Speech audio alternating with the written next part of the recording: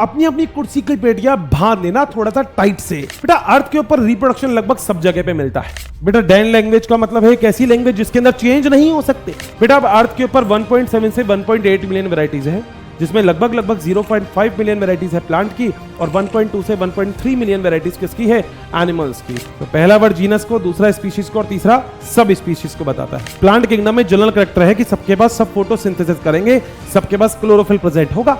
ये अलग अलग स्पीशिएशन होता है, नई स्पीशीज का डेवलपमेंट अलग चीज होती है। हम ऐसा बोलते हैं बंदर हमारे पूर्वज हैं, ऐसा बोलना थोड़ा सा अलग हो जाता है। तो हेलो दोस्तों, कैसे हैं आप सब? बहुत ही अच्छे होंगे। मैं हर्षित ठाकुरिया पीडब्ल्यू से आप सभी लोगों का बहुत बहुत स्वागत कर रहा हूं और आज एक और शानदार से चैप्टर में द लिविंग वर्ल्ड। और देखा जाए तो दोस्तों इतना प्यारा चैप्टर, मतलब लगता है कि यार ये भी तो एक थ्योरेटिकल चैप्टर है। दोस्तों देखो थ्योरी क्या होती है, मतलब अगर क्लास के अंदर वही थ्योरी मैं स्टोरी की फॉर्म में आपको याद करवा दूं तो मानोगे ना फिर तो कि हर्षित सर यार बिल्कुल आप सही बोल रहे थे, आपने थ्योरी को स्टोरी की फॉर्म में ऐसे याद करवा दिया, हमें तो पता भी नहीं लगा। बस सेम कंडीशन है, बट अपनी अपनी कुर्सी की पेटियां बांध लेना थोड़ा सा टाइट से, क्योंकि अभी हम बिल्कुल टेक ऑफ करने वाले हैं और साथ साथ चलेंगे लगभग सारे के सारे। बोलो बात सही है? तो दोस्तों मैं अभी आज आपसे एक चैप्टर के बारे में बात कर रहा हूं जिसके लिए बहुत टेंशन होती है। हम लोग हमेशा कहते हैं अरे यार ये क्या है, अरे ये तो नॉन लिविंग है। हमारी एनसीईआरटी बोलती है आप अपने आसपास देखते हो तो आप आश्चर्यचकित रह जाते हो, यानी कि हक्के बक्के रह जाते हैं, पता नहीं आप होते हो नहीं होते। मगर आप कभी भी ये बोलते हो अरे यार ये तो रिमोट नॉन लिविंग है, मैं तो भैया लिविंग हूं। बेटा ये बात अब शायद आप लोगों के लिए भी बहुत छोटी हो गई, मगर क्या हो अगर हम इसी चीज को थोड़ा सा डिटेल से पढ़े। भाई बायोलॉजी वाले हैं, पता तो सब होना चाहिए। भाई 11वीं क्लास में ही जब बायोलॉजी ले लेते हैं ना तो घर वाले हमें डॉक्टर तो मान ही लेते हैं। थोड़ी सी भी कोई भी दिक्कत होगी दवाई हमारे सामने ले आएंगे, मेडिसिन, कह रहे बेटा बता किसका है, आप कहोगे ओके बता देते हैं। तो अगर नॉलेज है तो वेल एंड गुड है, मगर नॉलेज नहीं भी है तो गूगल तो जिंदाबाद है। तो लगभग ये सारा काम तो हम लोग कर सकते हैं, मगर आज लिविंग वर्ल्ड के अंदर थोड़ा थोड़ा पढ़ के इस पूरे के पूरे कॉन्सेप्ट को इतने प्यारे तरीके से क्लियर करने वाले हैं कि आप लोगों को मजा आ जाएगा। तो क्या शुरू करें? इजाजत है? कुर्सी की पेटियां बांध ली। बेटा देखो याद रखना, मैंने पहली क्लास में भी एक बात बोली थी, बोल के नहीं करके दिखाना है। बोलना नहीं है दोस्तों, करके दिखाना है। बोलो बात सही है? 100%। तो शुरुआत करते हैं सबसे पहले एक बहुत ही प्यारी चीज से कि हर्षित सर इतनी बात तो हो गई, मगर आखिर लिविंग वर्ल्ड क्या होता है, आओ जरा देखते हैं। बेटा सबसे पहली बात अगर हम यहीं पे ही बात करें तो सबसे पहला टॉपिक तो हमारा यही आता है कि आखिर ये जो लिविंग वर्ल्ड है ये है क्या, यानी कि लिविंग थिंग्स क्या है। बेटा लिविंग का मतलब क्या होता है हम सब लोग जानते हैं। लिविंग का मतलब होता है ऐसी चीज जो आप लोगों के पास है, क्योंकि हम लोग तो लिविंग है भैया, कोई नॉन लिविंग हो तो हमें फर्क नहीं पड़ता, but we are the living. और तुम लिविंग क्यों हो उसके लिए बहुत सारी चीजें बड़ी इंपॉर्टेंट है। पहली चीज दोस्तों तुम्हारे पास प्रेजेंट होती है ग्रोथ, हाँ सर बिल्कुल। दूसरी चीज दोस्तों तुम्हारे पास प्रेजेंट है रिप्रोडक्शन, सर बहुत ही बढ़िया बात। तीसरी बात सर और भी कुछ ऐसा है जो केवल ह्यूमन बीइंग के पास है, बिल्कुल तुम्हारे पास प्रेजेंट है सेलुलर ऑर्गेनाइजेशन।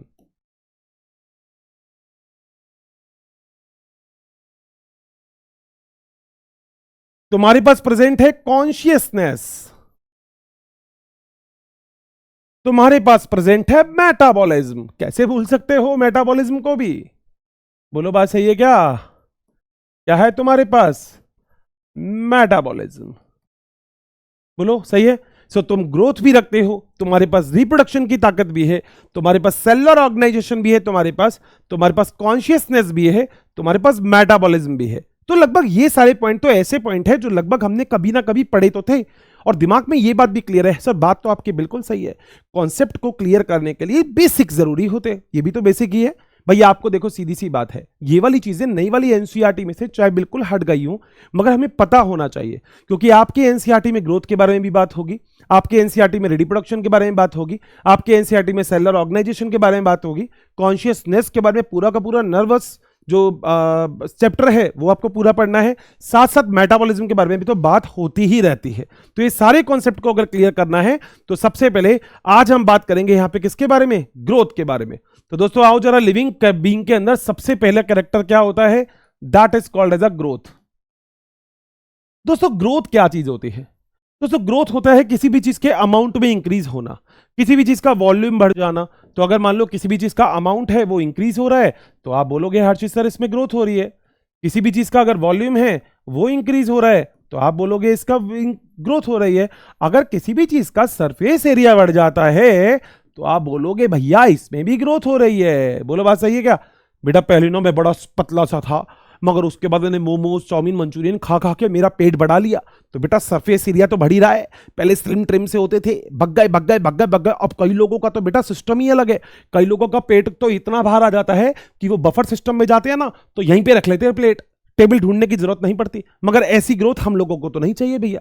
देखो हो जाती है मगर चाहिए तो किसी को भी नहीं। बोलो बात सही है। सो वॉल्यूम इंक्रीज अगर हो जाता है तो आप बोलोगे हर्षित सर ये ग्रोथ है। अगर वॉल्यूम अमाउंट इंक्रीज हो जाता है तो भी आप बोलोगे ग्रोथ है। अगर सरफेस एरिया इंक्रीज हो जाता है तो भी आप बोलोगे ग्रोथ है। और साथ साथ अगर नंबर ऑफ सेल भी इंक्रीज हो रही है, अगर ऐसा हो रहा है कि किसी का नंबर ऑफ सेल इंक्रीज हो रहा है तो भी आप एक बात बोलोगे कि यार ये भी और कुछ नहीं है, ये भी तो ग्रोथ ही है। बोलो क्या पॉइंट क्लियर है? ये सारी चीजें हम ग्रोथ बोलते हैं। सही बात। अब आगे देखते हैं बेटा, मगर ग्रोथ एक ऐसी चीज है जो लिविंग और नॉन लिविंग दोनों में ही देखने को मिलती है।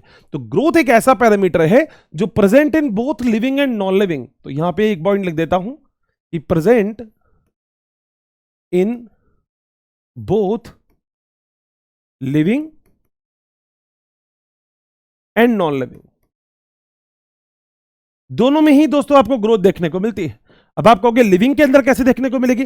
बेटा लिविंग के अंदर इंट्रिंसिक ग्रोथ है। आपको पता है पहले हम छोटे थे, फिर धीरे धीरे धीरे धीरे धीरे धीरे धीरे हम बड़े हो गए, यानी कि हमारे अंदर तो ग्रोथ मिल रही है और मेरे ख्याल से आप लोगों के अंदर भी है। तो लिविंग के अंदर ग्रोथ हमेशा कैसी होती है? इंट्रिंसिक, यानी कि इंटरनल होती है। और लिविंग के अंदर हमेशा ग्रोथ जो होती है ना दोस्तों वो पॉजिटिव होती है। ध्यान से सुनिएगा पॉइंट को, मैं अभी क्लास में ही याद करवा दूंगा। जबकि अगर बात आती है नॉन लिविंग की दोस्तों, तो यहां पे जो ग्रोथ होती है वो होती है एक्सट्रिंसिक, और जो ग्रोथ होती है वो पॉजिटिव भी हो सकती है और नेगेटिव भी हो सकती है। पॉजिटिव एंड नेगेटिव, कैसी भी ग्रोथ हो सकती है। अब आप कहोगे हर्षित सर जरा इस चीज को भी एक्सप्लेन कर दो। बेटा देखो लिविंग ऑर्गेनिज्म की बात करूंगा। जैसे मान लो मैं तुम्हारी बात करता हूं, अब तुम्हारी हाइट मान लो 6 फीट हो चुकी है, मान लो हो चुकी है। अब वैसे तो ये एक ऐसा टॉपिक है जिसके बारे में आप लोग कहते हो यार सर बात मत किया करो हाइट के बारे में, अरे आप हमसे हाइट के बारे में बात करते हो, गलत बात। बेटा बहुत दिल दुखता है, मतलब मेरी भी हाइट, मैंने तो पुराने बच्चों को तो सबको पता है मेरी भी हाइट दोस्तों पहले बड़ी छोटी हुआ करती थी। हाइट मेरी भी बड़ी नहीं थी, बड़ी छोटी हाइट थी। और मेरे जो बड़े भैया थे वो हमेशा मेरे ऊपर से ऐसे उड़ाल के चले जाते थे और सब लोगों को बोलते थे कि अरे देखो देखो देखो अब हर्षित पूरे दिन मेरा काम करेगा। रीजन आपको पता है बेटा, हमारे यहाँ पे ऐसा माना जाता था कि कोई इंसान किसी को उड़ाल देता है तो उसकी हाइट छोटी रह जाती है, दोबारा उड़ालना पड़ता है। अब मैं बेटा क्या करूं, मुझे भी बेटा हाइट तो मुझे भी बढ़ानी थी, मगर मैं मेरे पूरे दिन तक बेटा मैं मेरे पाप भैया के ही सारे के सारे काम करता रहा। तुम्हें पता है पतंग उड़ाते थे ना, पतंग पतंग जब तुमने भी उड़ाई होगी कभी कभी पतंग, काइट। तो पतंग उड़ाते टाइम दोस्तों मेरा बस एक ही काम था, पतंग उड़ाने तो भैया देता नहीं था, उसका एक ही काम था सुबह मेरे ऊपर उड़ाल गया और बेटा पूरे दिन तक फिर मुझे एक ही कहता था हर्षित चल जा तू पतंग लेके आ, वो वाली पतंग कट के आ रही है जा उसको लूटने के लिए जा। बेटा यही काम था। मगर एक बार हमारे हार्मोन ने माली ग्रोथ, और बेटा आज तुम्हारे सर का जो भाई है तुम्हारे सर के यहां आता है।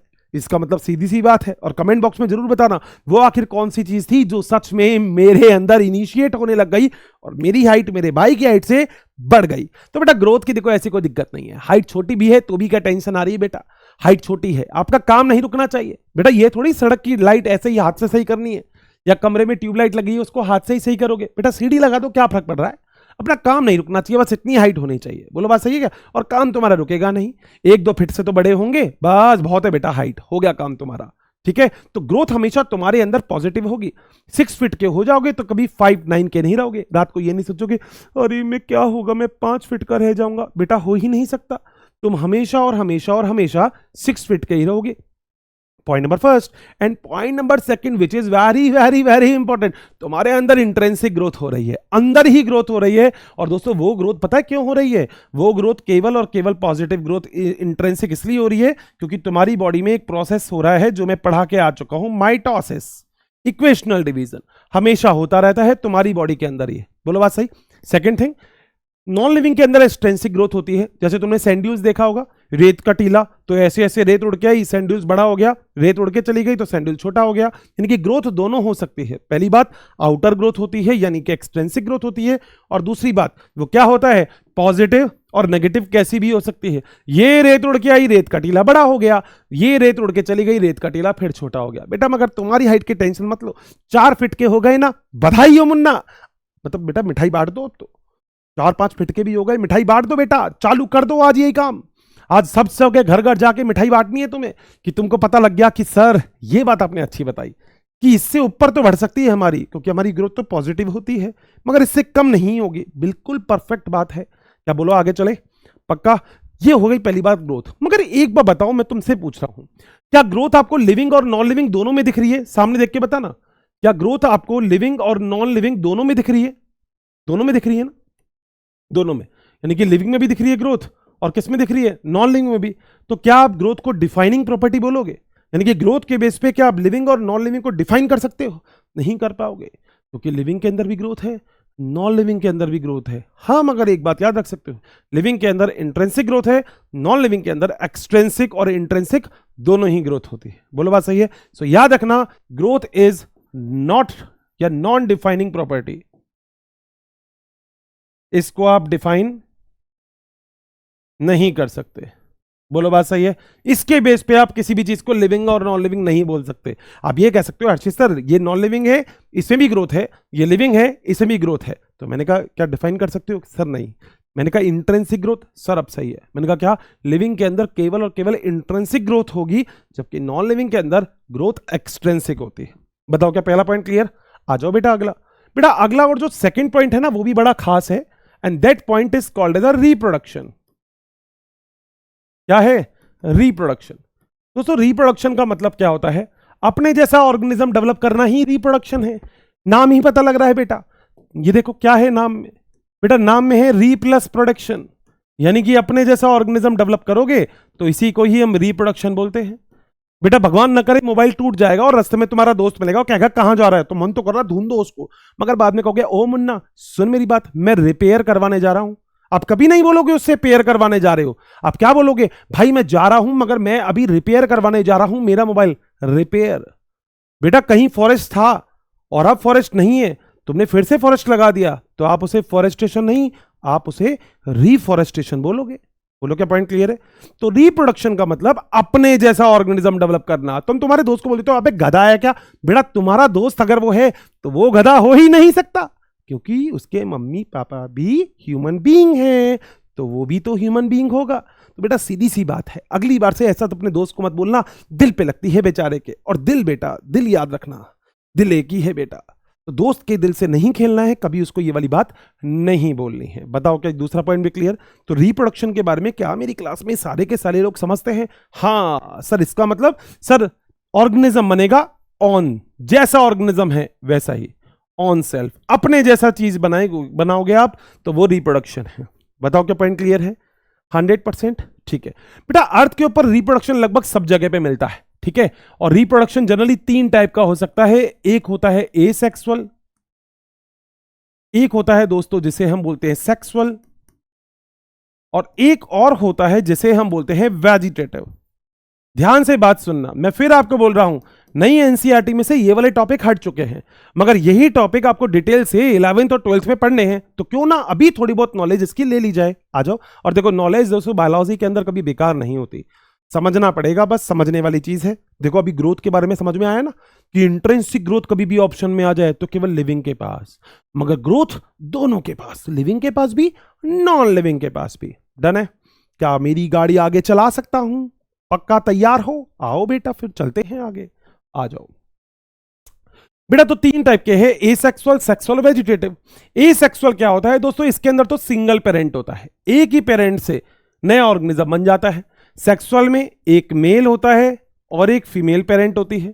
वेजिटेटिव अभी समझाऊंगा आपको तरीके से, आओ जरा बेटा। एसेक्सुअल रिप्रोडक्शन जैसे आपने कई बार सुना भी होगा, आपने सुना है मेरे ख्याल से बडिंग, सुना है बडिंग? अगर आपको याद होगा तो बडिंग आपने ईस्ट में सुनी होगी, हाइड्रा में सुनी होगी। आपने सुना है फिजन, जैसे अमीबा के अंदर आपने सुना होगा।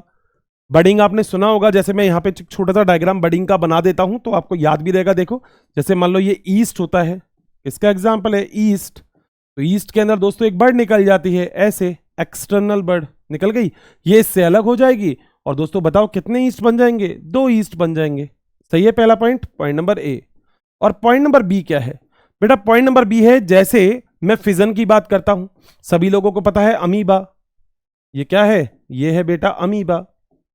तो अमीबा में भी क्या होता है? फिजन। तो अमीबा क्या होता है? एक अमीबा से बेटा 2 अमीबा बन जाते हैं। देखो ये बन गए, तो यहां पे सिंगल अमीबा से आप लोग 2 अमीबा बना सकते हैं। बोलो बात सही है क्या? ए सेक्सुअल, सिंगल पेरेंट चाहिए, 2 पेरेंट्स की आपको यहां पे जरूरत नहीं है। आगे चलते हैं बेटा, बडिंग हो गया अपना और अपना फिजन हो गया, ठीक है। नीचे वाला दोनों में डाल देता हूं, ये है ए बडिंग ईस्ट और बी फिजन। सही बात है, एग्जाम्पल याद रहेगा ईस्ट और अमीबा। आ जाओ बेटा, सेक्सुअल रिप्रोडक्शन तो आपको पता है, मेल और फीमेल, यानी कि मेल का अगर आपके पास स्पर्म सेल है और फीमेल की अगर आपके पास एग सेल है, तो बेटा दोनों के दोनों फ्यूज होंगे, और फ्यूज होने के प्रोसेस को आपको पता है क्या बोलते हैं? हर्षित सर, ये तो होता है फर्टिलाइजेशन। और फर्टिलाइजेशन के बाद एक और चीज आपने शायद नाम सुना होगा, that is called as a zygote. बताओ बात सही है क्या? इसी जायगोट में लगातार डिवीजन होते जाएंगे, माइटोसिस, तो एक नए ऑर्गेनिज्म का फॉर्मेशन हो जाएगा। डन है? आ जाओ बेटा, तीसरा और सबसे इंपॉर्टेंट वाला तो रह गया, और नाम है उसका वेजिटेटिव रिप्रोडक्शन। इसको समझ लेना बेटा, वेजिटेटिव रिप्रोडक्शन में आपको एक वर्ड पढ़ना है जिसका नाम है एक्सप्लांट। आप चाहो तो मेरे बाद नोट भी कर सकते हो इसको। और एक्सप्लांट के पास एक सुपर पावर होती है दोस्त। कौन सी पावर? Super power, super. और जिस सुपर पावर का नाम होता है टोटीपोटेंसी। जरा समझ लें इन दोनों चीजों को क्या होता है। देखो आपने देखा ग्रास, घास लगाने वाला जब कभी भी घास लगाने के लिए आएगा तो केवल घास लेके आता है, वो घास के अलावा कोई और चीज सीड नहीं लेके आता, क्योंकि बेटा घास से सीड लगाओगे फिर तुम्हारे बगल वाला तो घास उगा भी जाएगा, तुम बैठे रहोगे। मेरे करण अर्जुन आएंगे, मेरे करण अर्जुन को आना पड़ेगा बेटा, आएंगे करण अर्जुन, मगर तुम तब तक क्या हो जाओगे ये नहीं पता। तो ग्रास बेस्ट एग्जाम्पल है। घास के स्टेम के पास ही ताकत होती है दोस्तों टोटीपोटेंसी की। ध्यान से सुनना मेरी बात।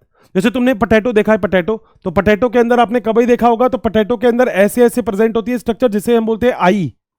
तो पोटैटो के अंदर क्या प्रेजेंट होती है? आई। और ये आई काट के लगा दोगे तो वैसा नया प्लांट आ जाएगा।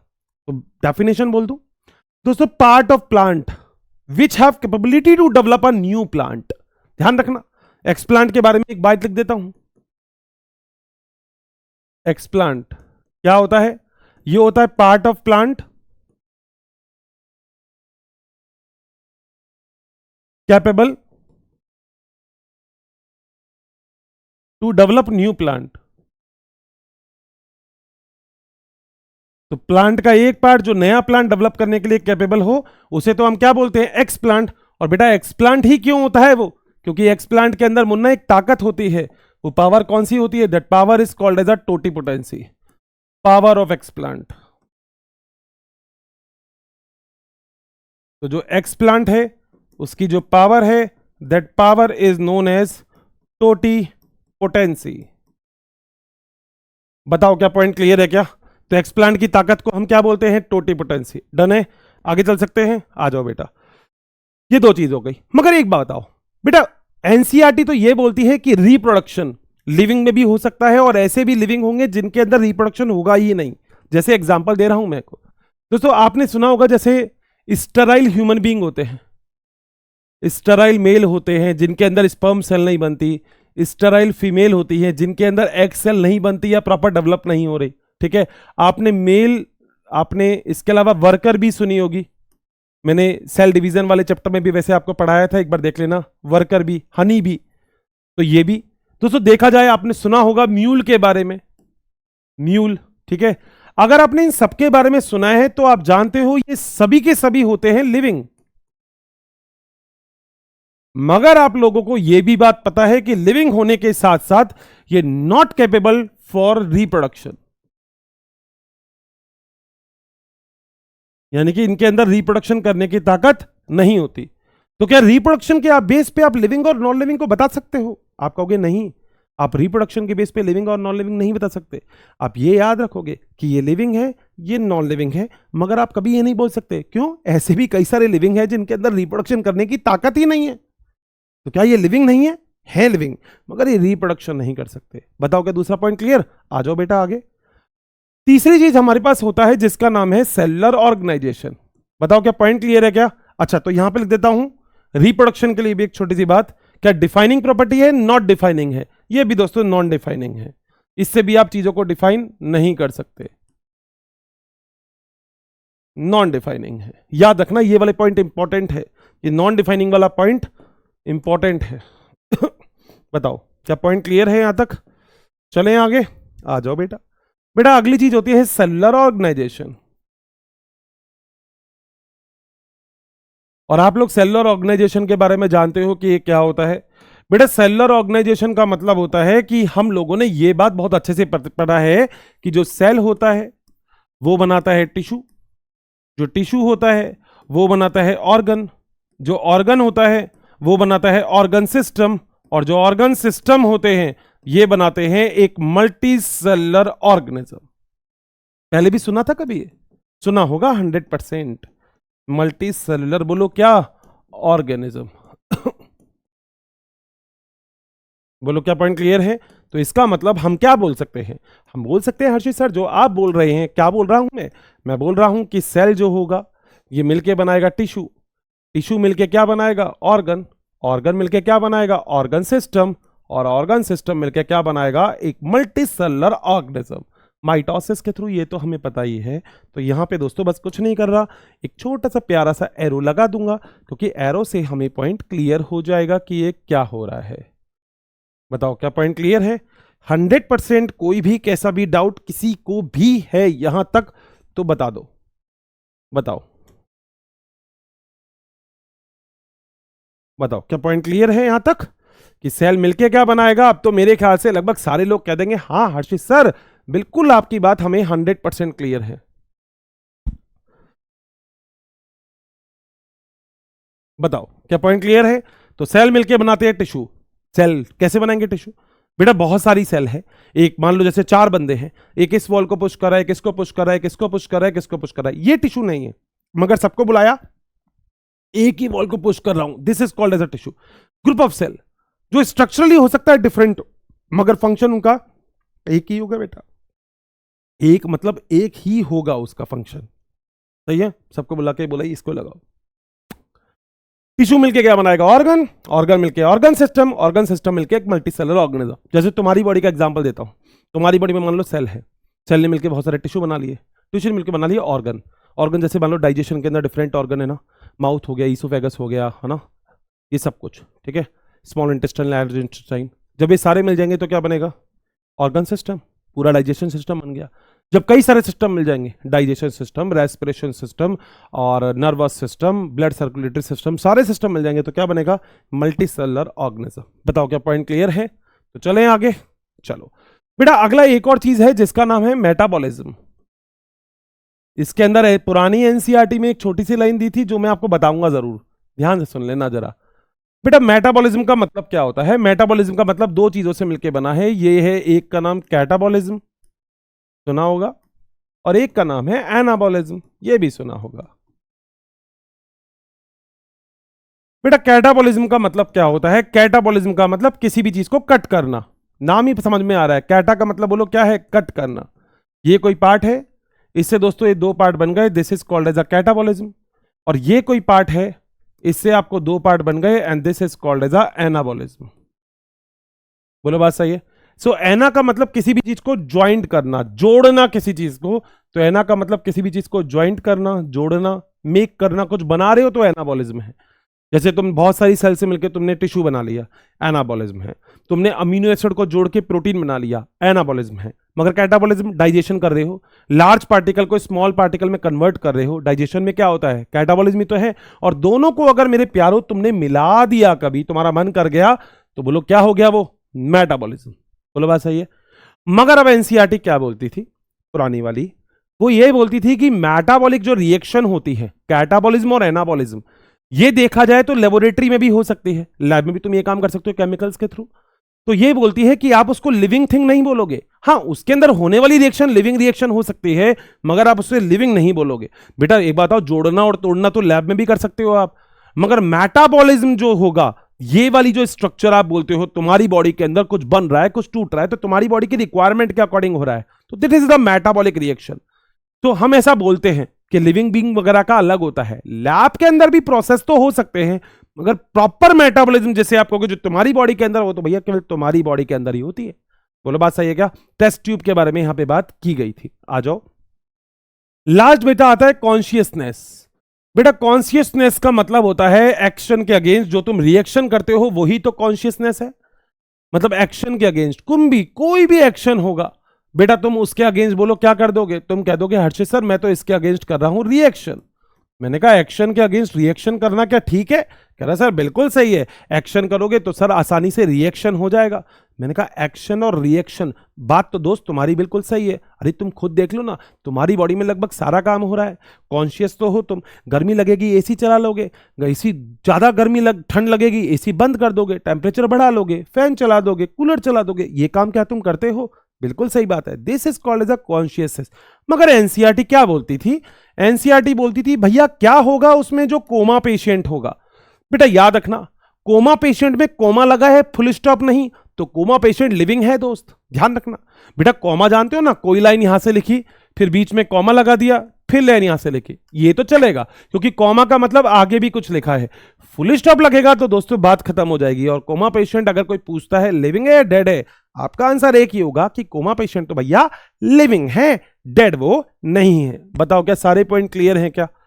ठीक है बेटा, सारी डिफाइनिंग प्रॉपर्टी है। अगर आप कॉन्शियसनेस की बात करोगे डिफाइनिंग प्रॉपर्टी, मेटाबॉलिज्म की बात करोगे डिफाइनिंग प्रॉपर्टी, सेल ऑर्गेनाइजेशन की बात करोगे डिफाइनिंग प्रॉपर्टी। मगर अगर आप बात करोगे यहां पे रिप्रोडक्शन की, नॉन डिफाइनिंग प्रॉपर्टी। अगर आप बात करोगे ग्रोथ की, तो that is also the non defining property. बताओ क्या पॉइंट क्लियर है क्या? डन है? पूरी बात क्लियर? 100% मेरे पॉइंट मेरे सारे दोस्तों की खोपड़ी में घुस जाने चाहिए, खोपड़ी में आने दो बेटा, आने दो। बताओ क्या आगे चलूं? 100%। तो ये ग्रोथ वगैरह वाली सारी बात क्या सभी लोगों को क्लियर है? पक्का 100% ना? आ जाओ बेटा आगे चलते हैं। बेटा अगली चीज, अब आ जाओ जरा थोड़ी सी बात बायोलॉजी के बारे में यहां से क्योंकि अब थोड़े बहुत ज्यादा लिखूंगा तो ज्यादा टाइम लगेगा और मैं चाहता हूं कि अब शॉर्ट टाइम में चीजों को अपन कवर कर दें। देखो बेटा अगली चीज है biodiversity of the living being. बेटा बायोडाइवर्सिटी का मतलब क्या है? देखो बायो का मतलब तो लिविंग हो गया और डाइवर्सिटी का मतलब होता है वेरिएशन। आज तुम्हारे पास कितने टाइप के मोबाइल हैं, आज मेरे पास कितने टाइप के रिमोट हैं, ये डाइवर्सिटी है। बायोडाइवर्सिटी नहीं है क्योंकि ये लिविंग ऑर्गेनिज्म नहीं है, मगर ये क्या है? डाइवर्सिटी है। तो डाइवर्सिटी का मतलब होता है कितनी डिफरेंट वेराइटीज आपके पास है। बेटा जाते हैं ना दुकान पे तो यूं बोलते हैं भाई साहब आम है क्या? आम। वो कहता है आम मतलब मैंगो। कह रहा हाँ कौन सा चाहिए? तुम कहते हो हापुस दे दो हापुस, लंगड़ा दे दो लंगड़ा, दशहरी दे दो, तोता दे दो। क्या तुमने सुने हैं सारे के सारे नाम? सारे नाम किसके हैं? आम के ही तो हैं। मैंगो मैंगो डर्टी फेलो, नहीं ये नहीं बना, कुछ और बनेगा, कोई बात नहीं, मगर ये मैंगो है। क्या वैरायटीज है? बिल्कुल बात सही है। बेटा तुमने देखा होगा ना टाइगर की कितनी सारी वैरायटीज मिलती है मार्केट के अंदर। बेटा तुमने देखा होगा, मतलब हरे कलर का तो तोता मिलता है, पता नहीं कौन कौन से कलर का। मिर्च भी तुमने खाई होगी, लाल और हरी मिर्च तो तुमने खाई होगी, जाने कौन कौन सी मिर्चें मिलती होगी बाजार के अंदर, हमको तो पता भी नहीं। तुम में से कई सारे को तो ये नहीं पता होगा कि आम की इतनी वैरायटी भी आती है। राजा बोलते हैं उसको आम को, ठीक है, मगर बेटा वैरायटी तो मिलती ही मिलती है। आ जाओ, अर्थ के ऊपर किस किस की वैरायटी मिलेगी? प्लांट की, एनिमल की और माइक्रोब्स। माइक्रोब्स जानते हो, जैसे बैक्टीरिया हो गया, फंगस हो गया, ये सब माइक्रोब्स की कैटेगरी में आते हैं। और बेटा इन सब के ऊपर काम किया है IUCN ने, international union of conservation of natural and natural resources. Nature और नेचुरल रिसोर्सेज को कंजर्व करने का काम जिसको दे दिया, हमने कहा भाई साहब सुन, कह रहा क्या इतनी वैरायटीज है, देख बहुत तो वैरायटी है भाई, इतनी वैरायटी को हम कैसे संभालेंगे? कह रहा फिर, कह रहा मैं संभाल लूंगा सब, टेंशन मत लो। और दोस्तों ये आसानी से टेंशन नहीं होगी और आसानी से ये वाला पॉइंट क्लियर हो जाएगा। आ जाओ बेटा, अब अर्थ के ऊपर 1.7 से 1.8 मिलियन वैरायटीज है, जिसमें लगभग 0.5 मिलियन वैरायटीज है प्लांट की और 1.2 से 1.3 मिलियन वैरायटीज किसकी है? एनिमल्स की। तो एनिमल्स की वैरायटी दोस्तों देखो कितने ज्यादा है। इनमें भी पता है, तुम जूलॉजी में पढ़ोगे, सबसे ज्यादा बड़ी वैरायटी किसकी है? ऑर्थोपोडा, सुना होगा शायद, ऑर्थोपोड्स, ठीक है, उसकी वैरायटी दोस्तों बहुत मिलती है। आ जाओ, अगला एक वर्ड है टेक्सोनॉमी। लिटरली बोल रहा हूं, मजा आ जाएगा, खुद कहोगे हर्षित सर क्या पढ़ा दिया आपने। एक सवा घंटे में इतनी अच्छी से लिविंग वर्ल्ड पढ़ लिया हमने, ठीक है। चलो आ जाओ बेटा, ये टर्म किसने दी थी, बड़ा ही इंपॉर्टेंट पॉइंट है, नीट पॉइंट ऑफ व्यू से स्टार लगा लेना, नाम है एपीडी कैंडोले ने, ठीक है, भाई साहब ने टर्म दी थी। अगला, फादर ऑफ टेक्सोनॉमी किसको बोलते हैं दोस्तों, कैरोलस सीनियस। ये भाई साहब का नाम तो तुम बायोलॉजिकल क्लासिफिकेशन में भी सुनोगे, टू किंगडम क्लासिफिकेशन, भाई साहब ये बहुत अलग है। इन्होंने तो नॉमेनक्लेचर भी दिया था, बायनोमियल नॉमेनक्लेचर। आगे, टेक्सोनॉमी का मतलब क्या होता है बेटा, एक वर्ड है टैक्सिस जिसका मतलब है अरेंज, नॉमी का मतलब लॉ, यानी कि ऐसे नहीं हक्का बक्के रह जाओ, हमारा मन करे वैसे अरेंज कर दो, ना मुन्ना ना लड़कों, ये हमारी तरह से काम नहीं होता। ये बहुत डिसेंट लड़के होते हैं या बहुत डिसेंट लड़कियां होती हैं, उनकी तरह से काम होता है कि फिजिक्स की जो नोटबुक है वो फिजिक्स वाले शेल्फ में होनी चाहिए। अब तुम्हें तो पता ही नहीं होता, छत पे गए पढ़ने के लिए, वहां पे नीचे कोई आया, ओहो छत पे बेटा सामान रह गया, तुम नीचे कर ले, अगले दिन तुम ढूंढ रहे हो, पूरा घर वाले ढूंढ रहे हो तुम्हारी कॉपी, क्योंकि तुम्हें मिल ही नहीं रही, क्योंकि तुमने बेटा अरेंजमेंट ढंग से किया ही नहीं। ऐसे बहुत सारे बच्चे होंगे जो एक ही कॉपी के अंदर फिजिक्स केमिस्ट्री बायोलॉजी सब कर रहे हैं, बाद में कहेंगे अरे हर्षित सर पता नहीं क्या हो गया, होनी तो यही चाहिए थी हमारे पास, पता नहीं सर नोट्स में मिल नहीं रहा। बेटा एक ही कॉपी में सब कुछ लिखोगे तो बताओ कैसे मिलेगा। चलें आगे, तो it is a kind of procedure जिसके अंदर हम आइडेंटिफाइड करते हैं अननोन ऑर्गेनिज्म को, उसे हम बोलते हैं टेक्सोनॉमी। तो टेक्सोनॉमी ब्रांच होती है बायोलॉजी की जो डील करती है principle and procedure of classification, जो बेस्ड होता है सिमिलरिटीज एंड डिससिमिलरिटीज के ऊपर। यानी कि अगर आपको दो चीजों के बीच में डिफरेंस लिखने हैं तो दोस्तों पहले उसको सिमिलरिटीज भी देखनी पड़ेगी।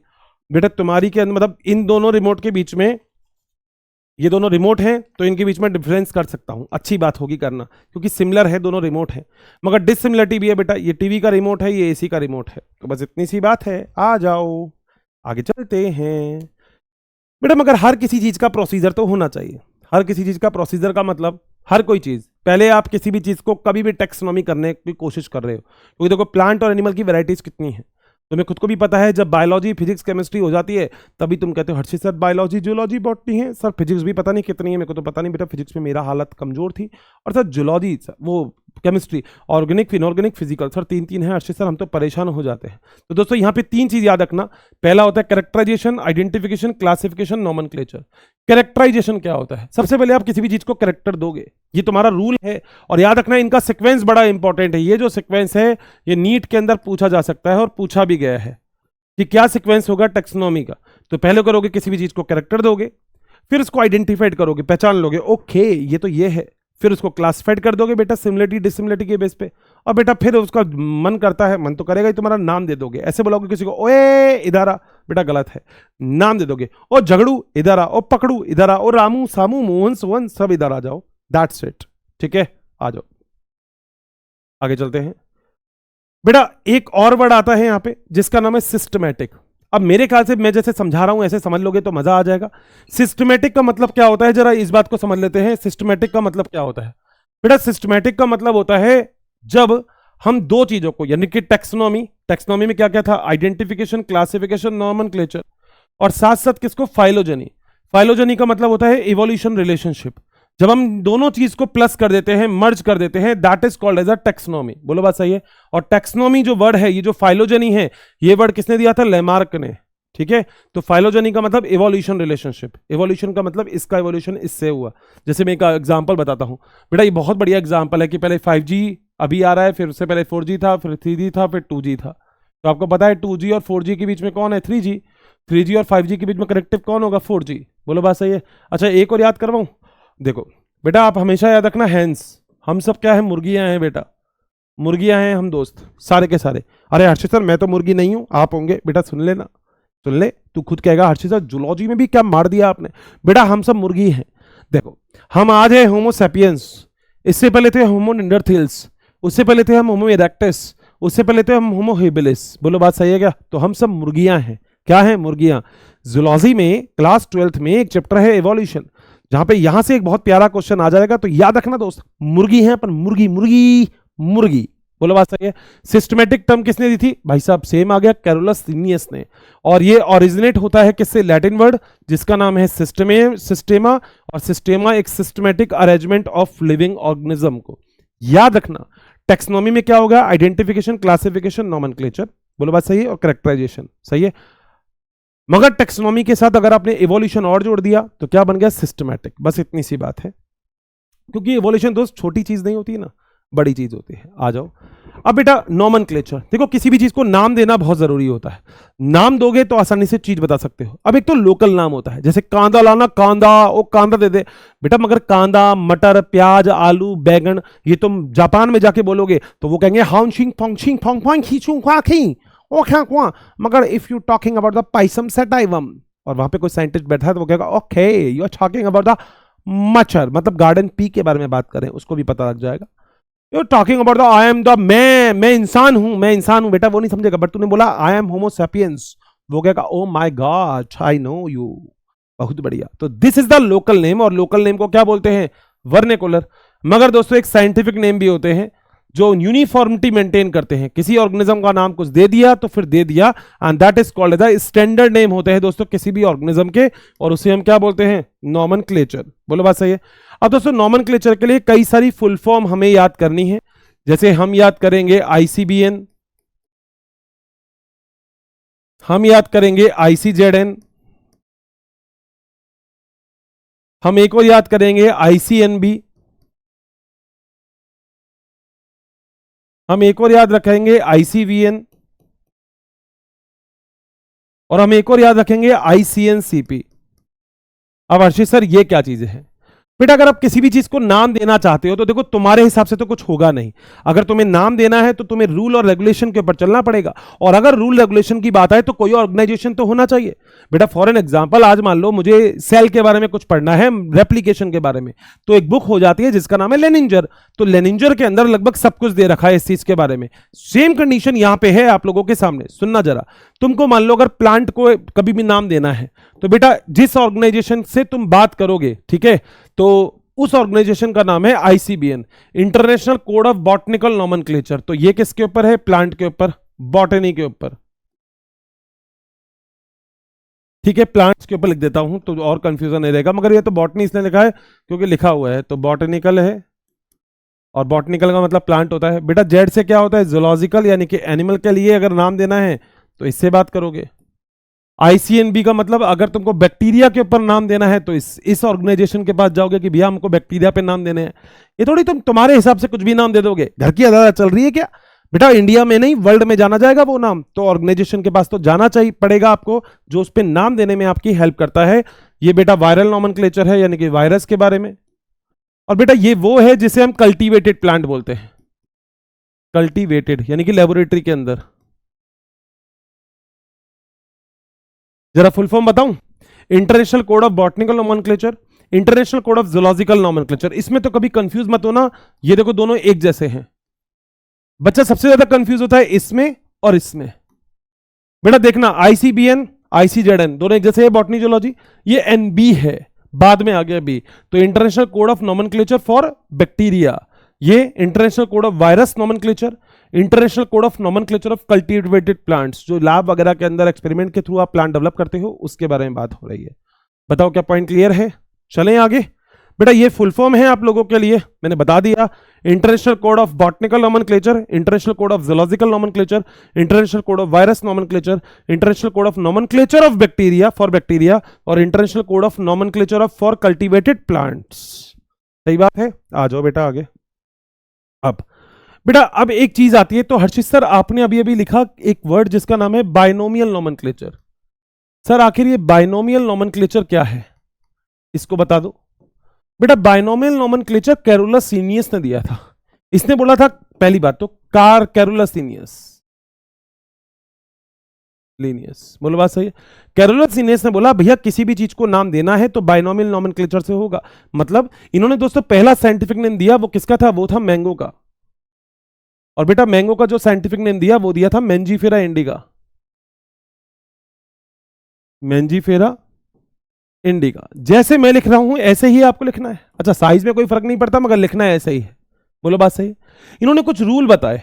क्या क्या रूल बताए? पहला रूल बेटा जो पहला है ये वर्ड, फर्स्ट वर्ड, वो तो बताता है जीनस को, अभी मैं पढ़ाऊंगा आपको जीनस क्या होता है।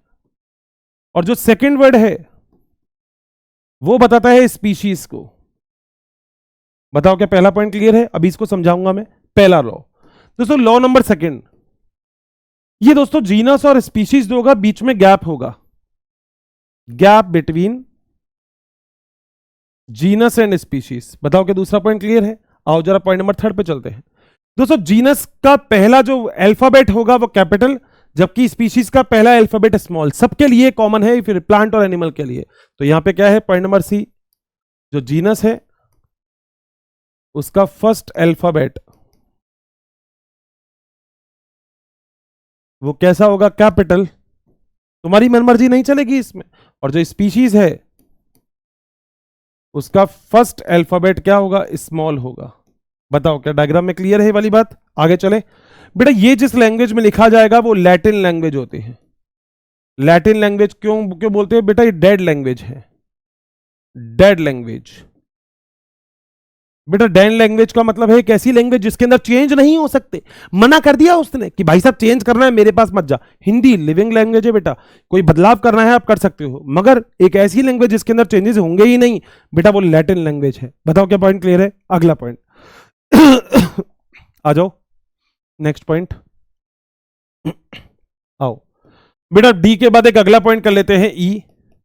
ई पॉइंट क्या है बेटा? पॉइंट ये है कि अगर आप हैंड रिटन लिख रहे हो, अगर आप हैंड रिटन लिख रहे हो तो बेटा क्या करोगे? अंडरलाइन करोगे। देखो मैंने भी कर रखी है। मगर अगर आप टाइप करवा रहे हो कंप्यूटर वगैरह किसी से भी तो बेटा इटैलिक लिखोगे। जानते हो ना इटैलिक, जो थोड़ा सा टेढ़ा लिखा जाता है, इटैलिक लिखोगे। अब ये नहीं है हर्षित सर मैं तो लिखता ही टेढ़ा हूं, बेटा उसने पहले लिख दिया। हाथ से लिखेगा तो अंडरलाइन करेगा ही करेगा मुन्ना, तेरी नहीं चलेगी इसमें। आगे चले बेटा। अगर साइंटिस्ट का नाम भी है, अगर आपके पास क्या है? साइंटिस्ट का नाम, तो बेटा आफ्टर स्पीसीज आएगा। स्पीशीज के बाद, जैसे इसका साइंटिफिक नेम है ना वो कार, आगे एक और लिखते हैं जिसका नाम है लिन, मगर उसको अंडरलाइन नहीं करोगे। लिन का मतलब होता है लीनियस, LINN, तो लिन का मतलब लीनियस। तो पहला जीनस, फिर स्पीशीज, फिर उसके आगे कार्वेल नील हो गया। बोलो बात सही है? यह है बायनोमियल नोमेनक्लेचर। बताओ क्या पॉइंट क्लियर? आजकल तो दोस्तों ट्राइनोमियल नोमेनक्लेचर भी चल रहा है। जैसे एक साइंटिफिक नेम है, मैं तो बड़ा हंसता हूं उस पे, वो साइंटिफिक नेम है गोरिल्ला का। नाम है गोरिल्ला गोरिल्ला गोरिल्ला। याद नहीं होगा ना तुमसे, होगा भी नहीं बेटा। गोरिल्ला का साइंटिफिक नेम कभी याद नहीं होगा तुमसे, क्योंकि गोरिल्ला का साइंटिफिक नेम ही क्या है? Gorilla gorilla gorilla. तीनों को अंडरलाइन कर लेना, यही गोरिल्ला का साइंटिफिक नेम है। इसे बोलते हैं ट्राइनोमियल नोमेनक्लेचर। तो पहला वर्ड जीनस को, दूसरा स्पीशीज को, और तीसरा सब स्पीशीज को बताता है। बताओ क्या बाइनोमियल नोमेनक्लेचर वाली बात क्लियर है? मेंजिफेरा इंडिका, बहुत ही प्यारा नाम, आप आसानी से इसको मेंजिफेरा इंडिका को यूज में ले सकते हो। बताओ क्या आगे चले? पक्का? कोई दिक्कत? आओ बेटा। अब दोस्तों एक और चीज आती है जिसका नाम है टेक्सोनोमिक कैटेगरी। कि अर्षित सर ये टेक्सोनोमिक कैटेगरी आखिर होती क्या है? बेटा कैटेगरी का मतलब चीजों को अपने तरीके से मैनेज कर दिया आपने, that is called as a category. इसको यहां रख दिया, इसको यहां रख दिया, तो दिस इज द कैटेगरी। तो कैटेगरी को क्या होता है? Group of organism which are having the similar character, तो उसे हम एक टेक्सोनोमिक कैटेगरी में रख देते हैं। सारे रिमोट को एक तरफ रख दिया, सारे पेन को एक तरफ रख दिया, ये एक कैटेगरी है। जैसे सारे लड़कों को एक तरफ रख दिया, सारी लड़कियों को एक तरफ रख दिया, दिस इज द कैटेगरी। तो कैटेगरी में बांट दिया। The arrangement of taxonomic category in the ascending और the descending manner is called the taxonomical hierarchy. Ascending और डिसेंडिंग जानते हो, कुछ बढ़ते हुए क्रम में होता है, कुछ घटते हुए क्रम में होता है। ठीक है, चलो आ जाओ जरा समझते हैं बेटा। ये याद करना, kingdom, phylum, class, order, family, genus और स्पीशीज, ये सीक्वेंस आपको याद ही करने पड़ेंगे। Kingdom, phylum, class, order, family, genus और स्पीशीज। रखना चाहो तो किंगडम से ऊपर एक और चीज आती है, डोमेन।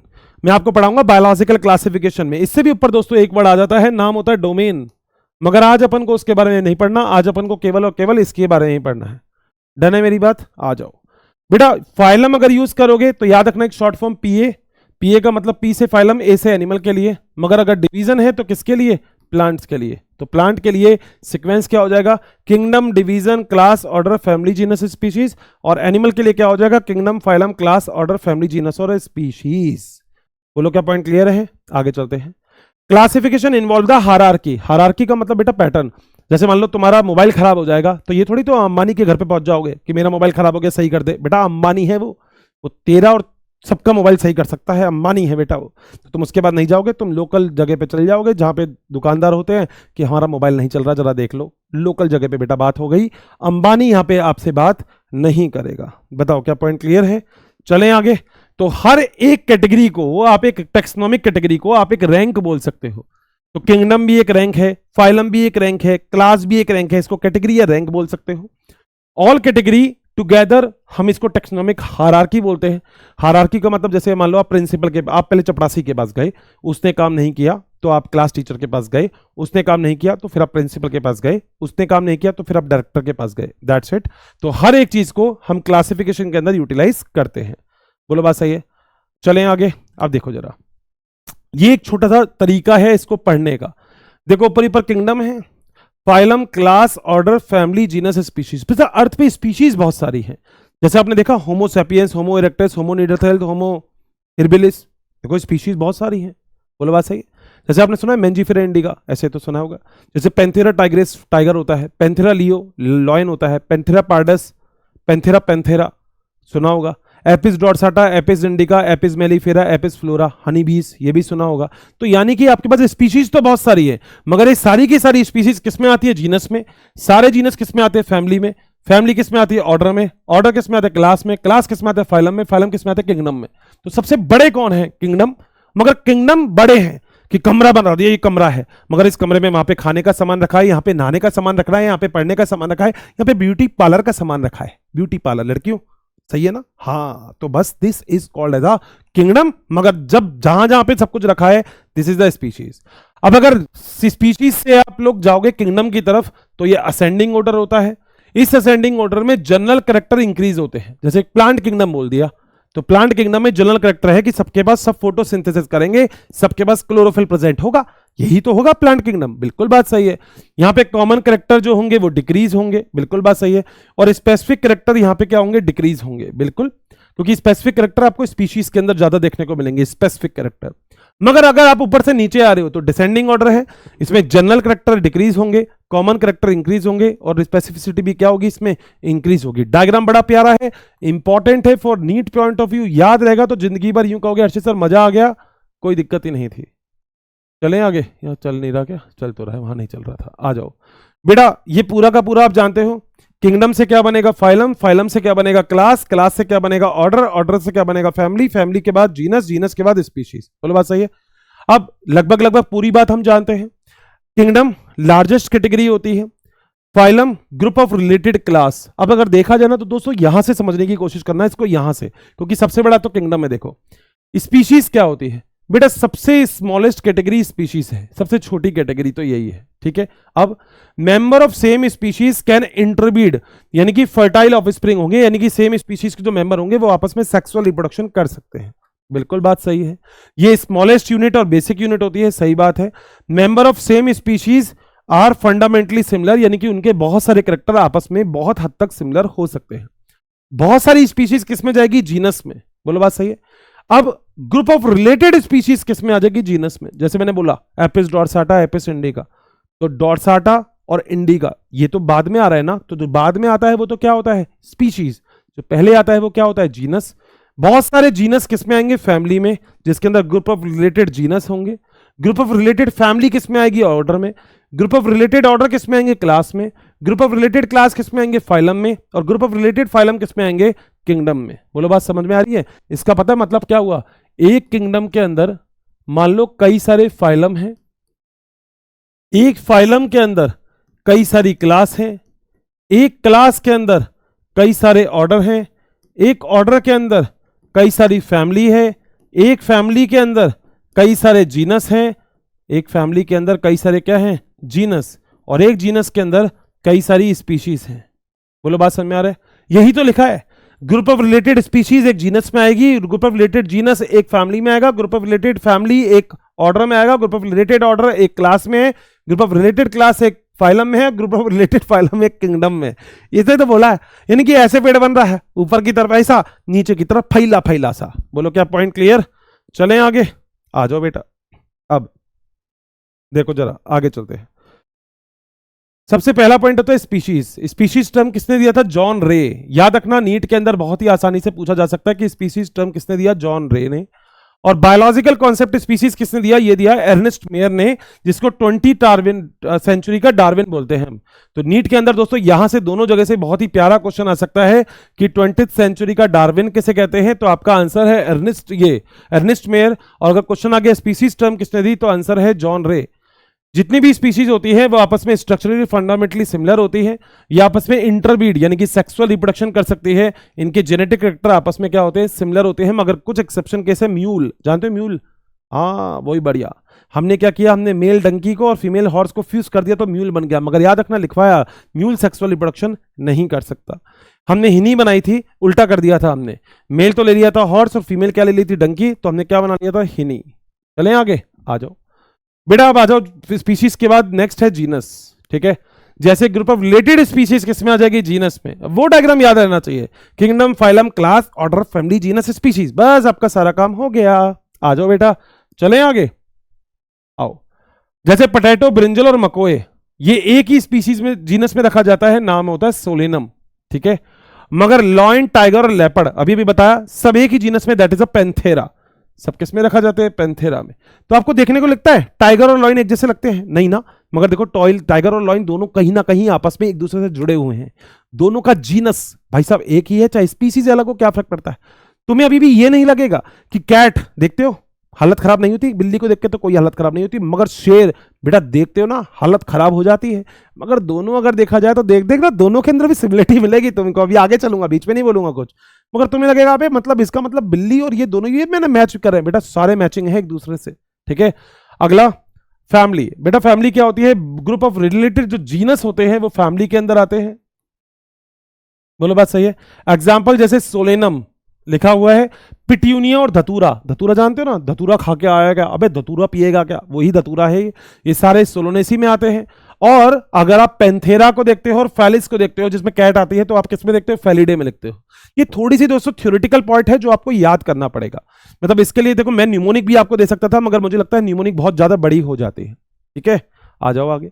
बेटा ऑर्डर क्या होता है, फैमिली ग्रुप ऑफ होगा वो एक ऑर्डर में आ जाएगा, बिल्कुल जैसे आपने कोनोमिलियंस करना है और सोलोनेसी करना है, ये दोनों के दोनों पॉलीमोनियल्स में आ जाता है।